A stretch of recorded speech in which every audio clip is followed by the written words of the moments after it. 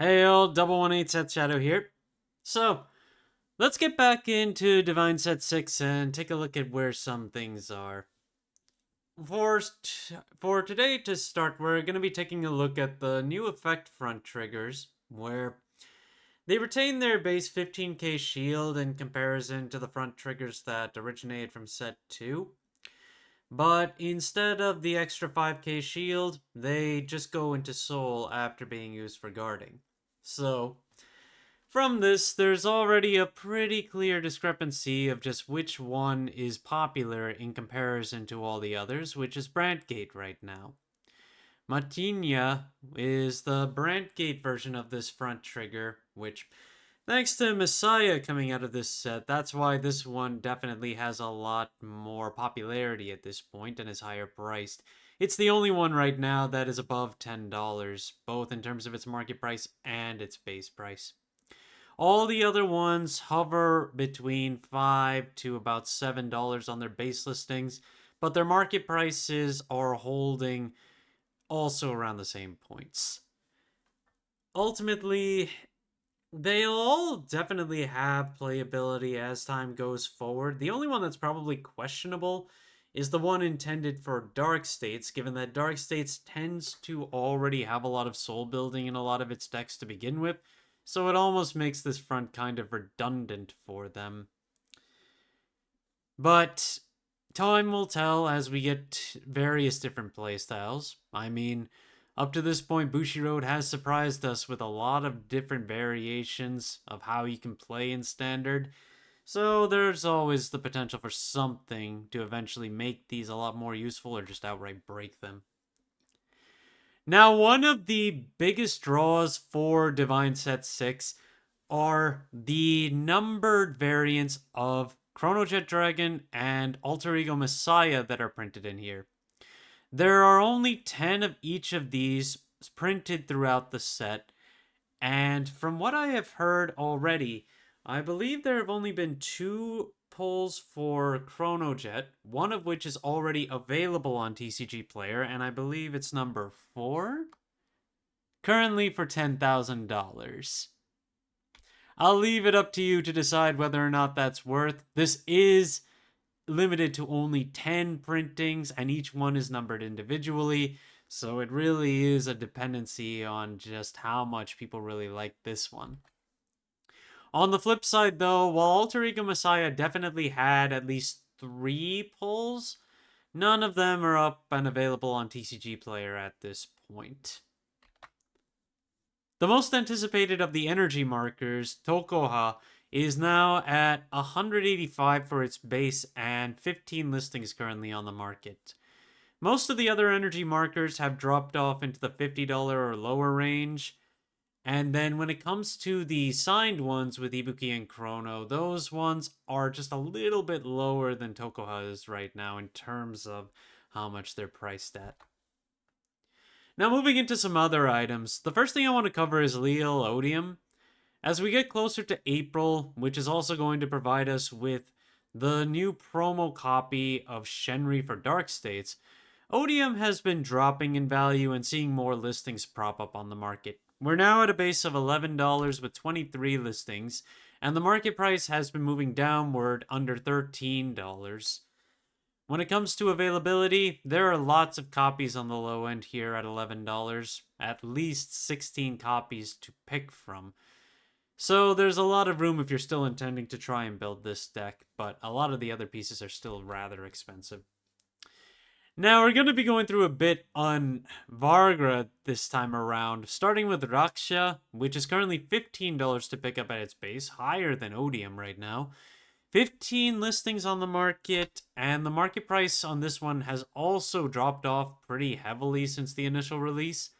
But this one hasn't been as steep when it comes to the progressive amount of time in the last few months. Rather, it's been kind of steady around the $15 mark. Currently, the market price is just under $14, and when it comes to availability, there isn't a lot of heavy consolidation, but they're mostly around $17 at this point.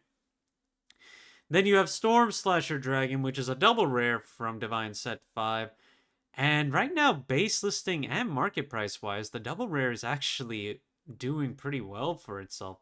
418 is the base listing, market price is around 350. The frame rare is cheaper on both fronts, with a base price of around 250 and a market price under $2. While the silver rare is also technically lower on its base listing, but the market price is higher. You can pick it up for 324 at its lowest, and the market price is currently 450.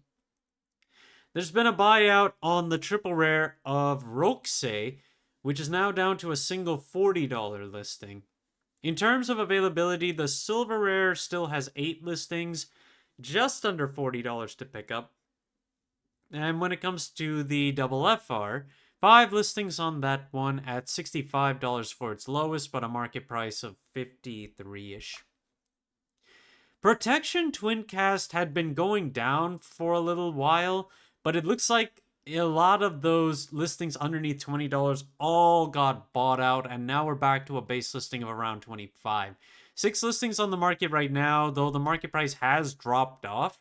We're now looking at around $19 for the market price, and in terms of where the sales actually have been going, for the last few days, we've been seeing a lot of $17 and $20 sales, but nothing, well, one listing that sold for $26, but aside from that, nothing that was really above $21 on this card for the last few days. If you were looking to build Absolute Zero, keep in mind that you're running out of copies on Sky Color Tranquility Judgmate and Arca. I covered this one a little while back as a potential candidate for a buyout, given that we have the Lyrical Cups now. And Absolute Zero is a potential deck that you might see, given that it's wholly just a Lyrical Monasterio format. There are only 4 listings right now on the triple rare, and they are starting from $250 right now. The silver rare is a little bit higher at $305, but the market price is significantly higher at $5 in comparison to the triple rare.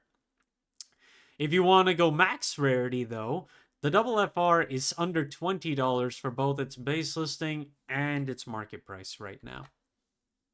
Fluctuate Buster Barrage from set 11 has been moving up in value on its rare. There are 11 listings on this card at $2 to start off with, and the market price is almost $1 right now. While the FR has listings from $640, while it has a market price of around $650. This is definitely another one to keep your eye on. Unless we get a reprint of this, this is probably just going to be another one of those dollar rares. It's a great blitz order in general for Brandgate.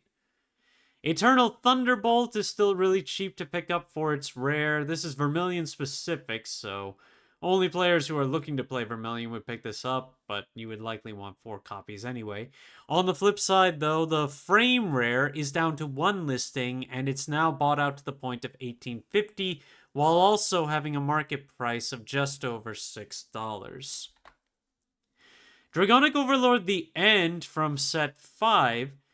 Looking across the listings right now, there are only 7 available on the triple rare in terms of listings. Then they start from $12.50, a little higher than the almost $11.50 market price. The SP's not too far away with a base listing of almost $22, but 6 listings available there.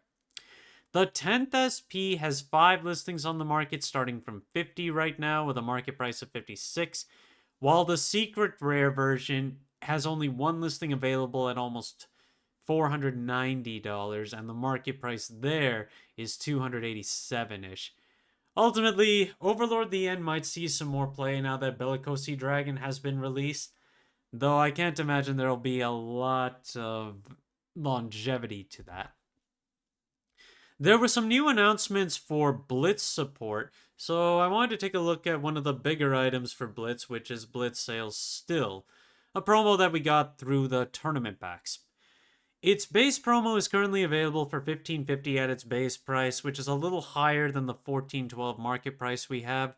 And then the foil version's over $21 right now with 6 listings on the market and a market price that's a little higher at just over $22.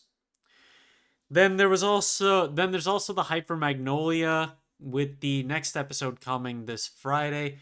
So another promo that got bought out is Hulapoi Likoi, Now it's $20 to pick up for the regular one, while the foil version has listings as low as $15. So right now, it's really just hype buy, where we don't even know anything about the new material yet. Nirvana and Virena have been seeing a bit of interest recently, but not as many listings on the market to begin with. One of the cards from set 13, Apergeia, is down to 9 listings on the market. It's a triple rare and is just above $6 to pick up, with a market price of $6 as well. There are no double frame rares on the market for this one, and it's just over $26 for that. I haven't covered Elementaria Sanctitude in a while, so reviewing it, well, seems that there has been a lot of interest in this card as of late because there are lots of copies that are out of stock right now. The only listings that are available are as low as $25, discounting the Festival 2024 one, which is currently just kinda ignored because we did not get Barry. And then you have the full art variant, which is market price wise almost, it's over $36, and the base listing there is $45. And then you have the world final version, the hot stamp, which has a market price of $500 but a base price of $750. And then Combine Rusher is still available for around $12 to $13 between the triple rare and the Orphis reprint. But if you want to pick up the FFR of this one, $40 with 9 listings on the market, and the market price there is almost $55. And when it comes to the amount of listings on the other ones, that's a combined 18 listings between the two there. If you want the foil, you'll naturally be going towards the triple rare, though, because the trial deck version is not foiled. And that's it for today. Thank you guys for watching. If you liked the video, please like and subscribe if you haven't already, and I will see you guys later.